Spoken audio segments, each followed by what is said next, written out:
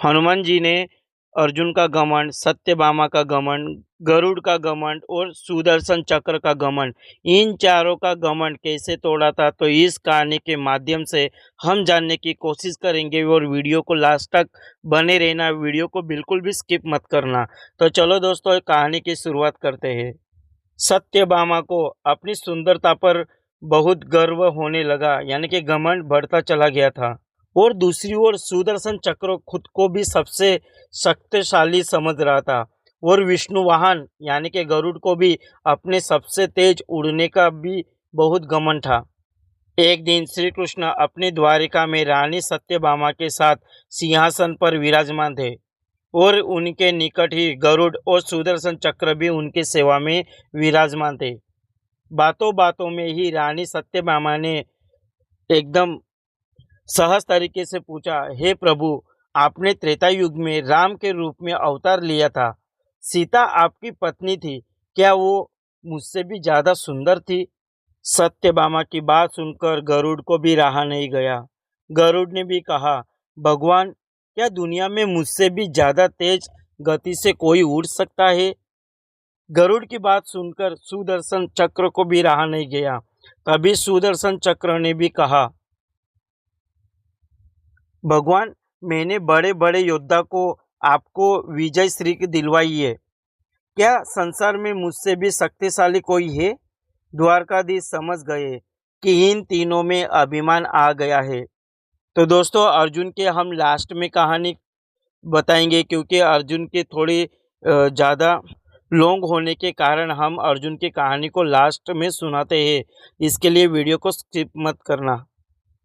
इन तीनों की बात सुनकर भगवान मन में मुस्कुराने लगे और सोचने लगे कि इनका अहंकार अब कैसे भी करके नष्ट करना ही होगा। तभी भगवान श्री कृष्ण को एक युक्ति सूझी। भगवान मन में ही मुस्कुरा रहे थे। वो जान रहे थे कि इनको तीनों को भक्तों का अहंकार हो गया है और इनका अहंकार कैसे भी करके नष्ट करने का समय भी आ चुका है। ऐसे सोचकर उन्होंने गरुड़ से कहा कि हे गरुड़, तुम हनुमान के पास जाओ और हनुमान जी से कहना कि भगवान राम माता सीता के साथ उनकी प्रतीक्षा कर रहा है। गरुड़ भगवान की आज्ञा मानकर हनुमान को लेने चले गए। इधर श्री कृष्ण ने सत्यभामा से कहा कि आप देवी, आप सीता के रूप में तैयार हो जाइए। वह स्वयं भगवान ने राम का रूप धारण कर लिया। तब श्री कृष्ण ने सुदर्शन चक्र को आज्ञा लेते हुए कहा कि तुम महल के प्रवेश द्वार पर पहरा दो और ध्यान रखो कि मेरी आज्ञा से कोई भी महल के अंदर प्रवेश न कर सके। सुदर्शन चक्र ने कहा, जो आज्ञा भगवान। और भगवान की आज्ञा पाकर वो चक्र महल के प्रवेश द्वार पर तैनात हो गया।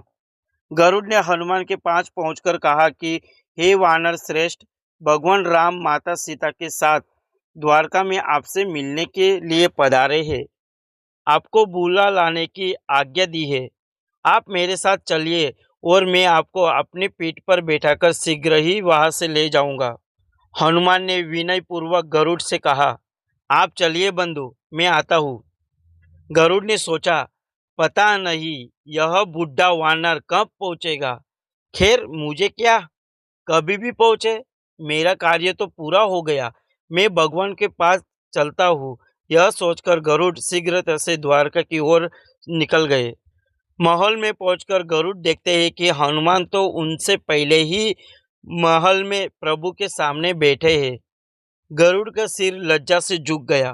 तभी श्री राम के रूप में श्री कृष्ण ने हनुमान से कहा कि पवन पुत्र, तुम बिना आज्ञा के महल में कैसे प्रवेश कर गए? क्या तुम्हें किसी ने प्रवेश द्वार पर रोका नहीं? हनुमान ने हाथ जोड़ते हुए सिर झुकाकर भगवान राम को पहले नमस्कार किया और अपने मुंह से सुदर्शन चक्र निकालकर प्रभु के सामने रख दिया।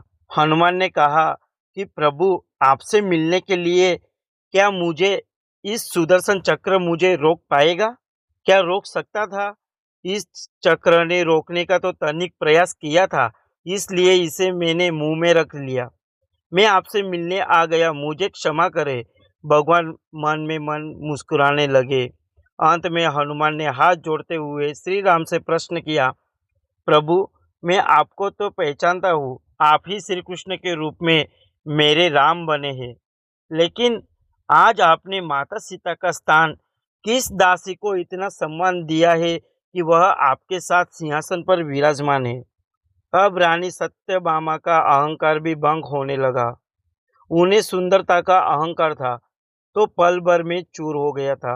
रानी सत्यभामा, सुदर्शन चक्र व गरुड़, इन तीनों का गर्व चूर चूर हो गया था।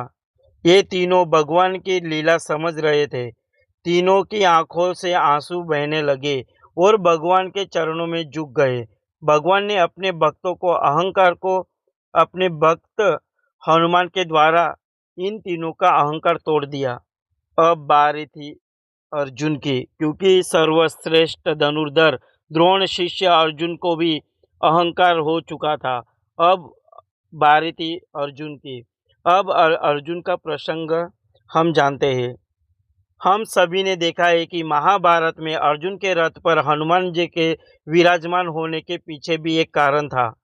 एक बार किसी के रामेश्वर तीर्थ में अर्जुन का हनुमान से मिलना हो जाता है। इस पहले मुलाकात में हनुमान जी से अर्जुन ने कहा, अरे राम और रावण के युद्ध के समय आप भी थे। हनुमान ने कहा, हाँ मैं भी था।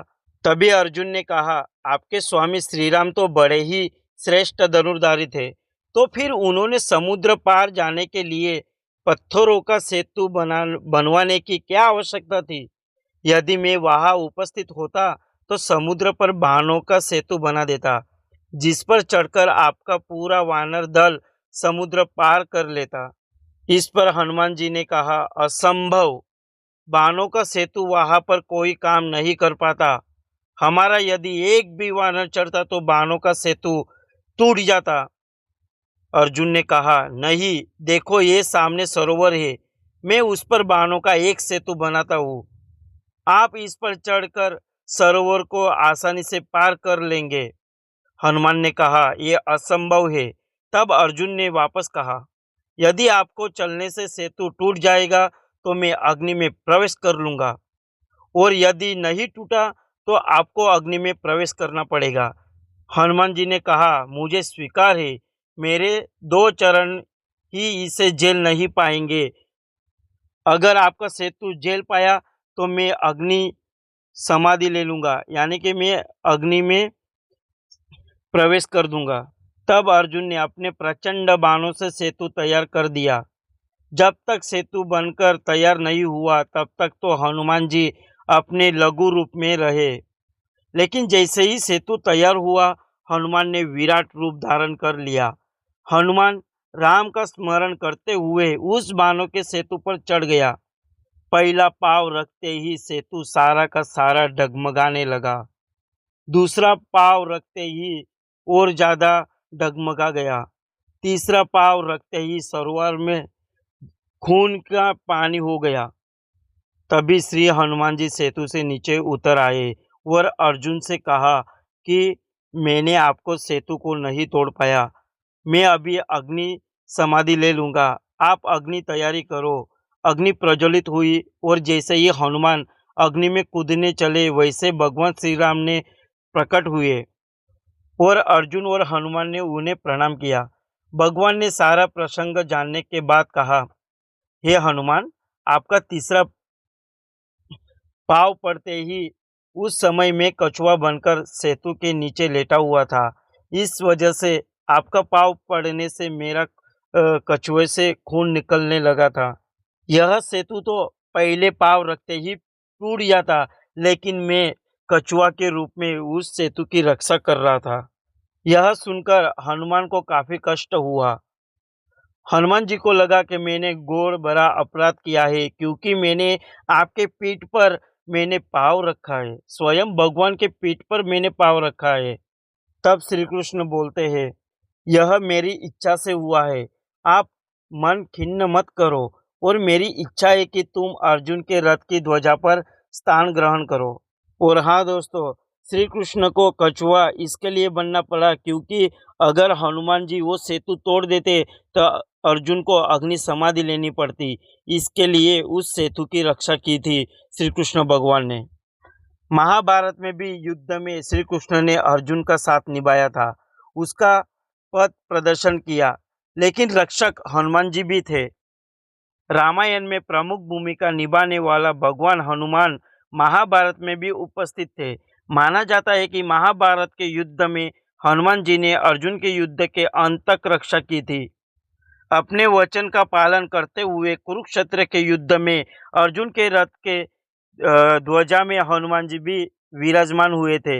युद्ध के अंतिम दिन श्री कृष्ण ने हनुमान जी की उपस्थिति को प्रमाणित करते हुए अर्जुन को रथ से उतरने को कहा, क्योंकि अगर भगवान श्री कृष्ण या ध्वजा उतरता तो वो रथ आग से जल जाता, क्योंकि अस्त्र शस्त्र से इतने बाण लगे थे कि अर्जुन का रथ क्षणिक भर में ही नष्ट हो जाता। इस वजह से श्री कृष्ण भगवान ने अर्जुन से कहा कि पहले आप इस रथ से उतरो, और बाद में श्री कृष्ण रथ से उतरे। और श्री कृष्ण ने हनुमान जी को अर्जुन की रक्षा के लिए धन्यवाद दिया, और जैसे ही हनुमान जी का ध्वजा नीचे रथ से निकाला गया तब वो रथ आग से जल गया। इस वाक्य से आश्चर्यचकित अर्जुन को श्री कृष्ण ने बताया कि युद्ध में दिव्य अस्त्रों से उनकी रक्षा स्वयं हनुमान जी कर रहे थे। इस तरह न कि केवल रामायण में बल्कि महाभारत में भी हनुमान जी ने महत्वपूर्ण भूमिका निभाई थी।